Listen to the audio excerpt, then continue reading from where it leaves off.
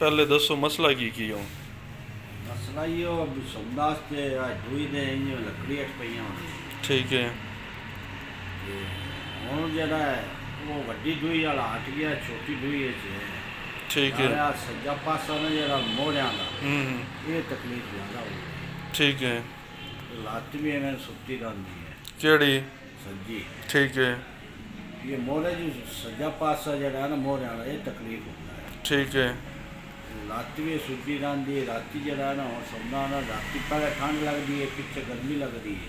ठीक है।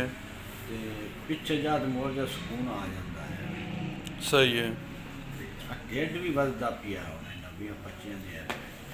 ठीक है। और किसा किसा पासे नाल ही होंदा है यार, पासे नाल। ठीक हो गया। फर्क केड़ी केड़ी चीज़ च आया हुण? आ वड्डी दूई दा है। ठीक है। ते क्या खब्बे पासे काम सही है। ठीक है। ते बाजू जेड़ा ना बाजू जेड़ा ये भी उतना नहीं होंदा थोड़ा जिहा। पहले नाल होंदा है कि नहीं होंदा? अगे ना होंदा है। अगे नाल होंदा है। सही है। हाँ हुण आ भी सज्जा डोला जेड़ा ना ये भी दर्द होई तुच डोला होंदा पिया है। ठीक है। बस ये चलन फिरन च हुण कोई नहीं, कोई रोना कोई। बैठन उठन च वो माड़े च है थोड़ा जिहा, वो भी मैं आसरे ना ठीक पैंदा। ठीक है। कुर्सी ते बैठा रहां तो कुछ ही नहीं है। तिलियां बाहर बवां ना उसले होंदा थोड़ा जिहा। ठीक है। वो भी मैं हाथ रख के उठीना भी अड़ेका गोडे ते रख लिया, गेठा रख लिया भी छेक ना बजे ना, मैं कुब्बा ही नहीं बनना। नींद नींद नहीं आ रही। नींदर नहीं आ रही।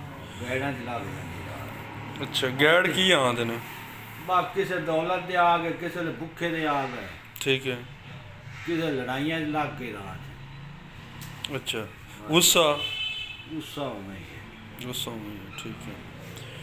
बाकी अगे नालों 50% फर्क है, 20%, 30%, 10% है या नहीं? बिल्कुल नहीं। अगे नाल है फर्क, बड़ा फर्क। बड़ा फर्क? कितना फर्क है?